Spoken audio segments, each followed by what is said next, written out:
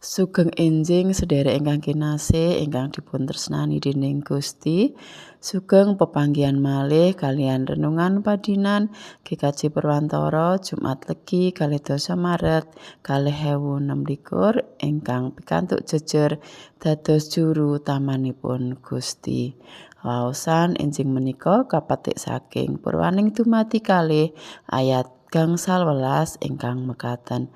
Sang Yewah Allah mundhut manungsa mau kapapanake ana ing patemanan Eden kakarsakake ngolah lan ngreksa.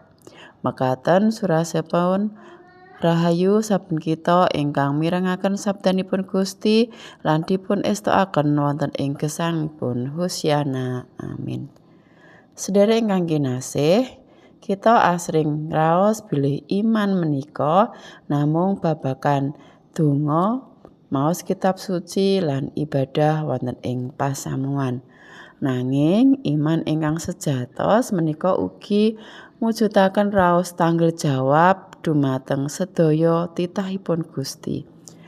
Jagat raya menika sanes kagunganipun menungsa, ananging kagunganipun Gusti Allah ingkang dipun pitayakaken dumateng kita supados dipun rimat kanthi sae.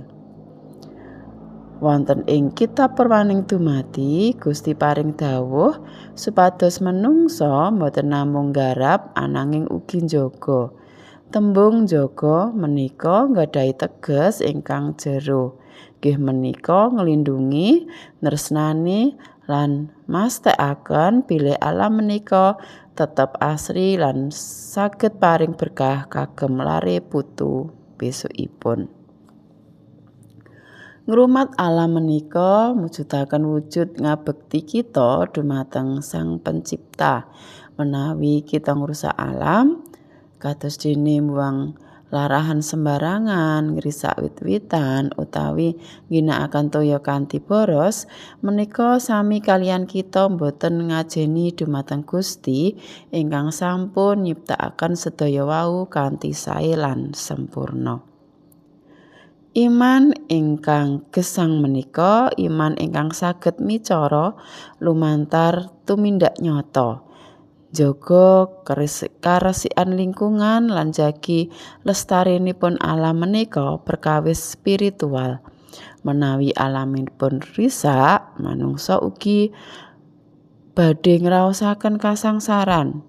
Kosok wangsulipun menawi alamipun lestari menika nggambaraken bilih manungsa menika sampun nindakaken karsanipun Gusti kanthi setya.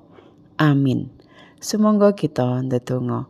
Gusti Allah ingkang Maha Sae, kawula saos syukur awit saking kaendahan alam ingkang paduka paringaken. Nyuwun pangapunten asring kawula kirang gatosaken lestarinipun bumi menika.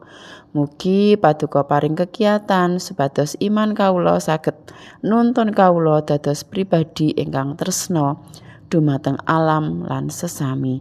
Jagi bumi menika tetep asri minangka wujud bekti kawula dumateng paduka.